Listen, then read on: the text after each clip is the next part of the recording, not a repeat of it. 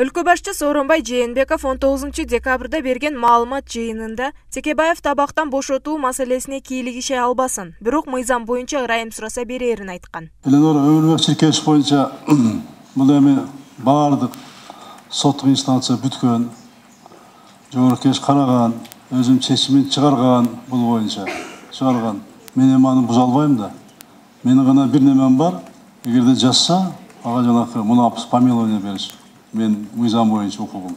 Жазса берейин, жазса. Башка менин укугум жок. Сот чыгып алды да баарын тең. Сот мага чейин чыкканда. Ал эми Өмүрбек Текебаев өлкө башчынын бул айткандарына жооп кылып, жаза мөөнөтүнүн 5 жылдан ашуун бөлүгү бүткөндүгүн айтты. Мыйзам боюнча жакын арада жатак абакка жана мөөнөтүнөн мурда шарттуу түрдө абактан чыгуу мүмкүнчүлүгү бар экенин, ошол учурда өзүнүн актыгын далилдей тургандыгын билдирди. Мен 5 жыл 2 ай олтурдум. Ушунда ал жерде особая методика бар, десептеп олтурабыз. 2 айдан кийин колония поселенияга чыгат. Дагы 1 жылдан кийин УДО, условно досрочныйга чыгат. Мен бардык этапты кармалгандан баштап СИЗО бардык этап менен кетип атамын да. Мен эртеби кечпи чыгам. Ал эми Аида Салянова ырайымдуулук маселеси боюнча өзүнүн Facebook баракчасына билдирүүсүн калтырган. Сооронбай Жээнбеков юрист эмес, демек юристтер менен болгон консультациядан соң айтып жатканы ачык.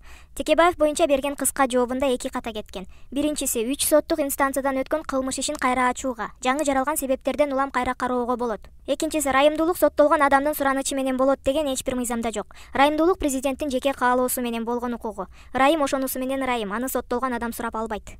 Мунапыс сураган адамга өлкө башчы ырайым кылууга укуктуу. Бирок анын бир катар эрежелери бар экендигин жогорку кеңештин депутаты Мирлан Жээнчороев айтып өттү. Мунапысты укугу бар президенттин, бирок анын шарттары бар. Ал жана күнөөлүү тарап илим боюнча күнөөнү моюнга алып, өкүм менен макул болуп, өкүм менен макул болгондон кийин эле макулдугун белгилеп арыз жазса. Бул бир эле мыйзамда так эле белгиленген эмес, бул дүйнөдөгү белгиленген юридикалык практика.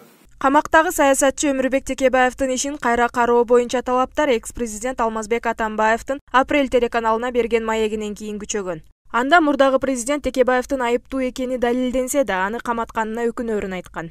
Скажу сегодня, признаюсь, конечно, по Текебаеву я, наверное, должен был не смотреть на законы, возможно, что по закону-то там все доказано у него.